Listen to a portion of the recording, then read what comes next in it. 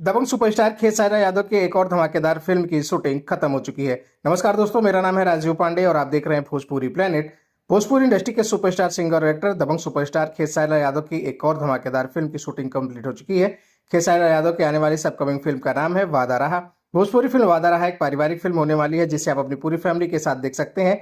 इस फिल्म की shooting complete हो चुकी है, जिसकी जानकारी इस फिल्म की हीरोइन प्रीति मौर्य ने अपने सोशल मीडिया अकाउंट से एक पोस्ट साझा करते हुए दिया है। बता दें कि भोजपुरी फिल्म वादा रहा की शूटिंग भोपाल के खूबसूरत जगहों में की गई है और बहुत जल्दी इस धमाकेदार फिल्म का फर्स्ट लुक पोस्टर आप सभी के बीच आने वाला है। इस फिल्म में खेसारी यादव के साथ अभिनेत्री प्रीति मौर्य स्क्रीन शेयर करते हुए दिखाई देने वाली हैं। आप सभी भोजपुरी फिल्म वादा रहा को लेकर कितना ज्यादा एक्साइटेड है?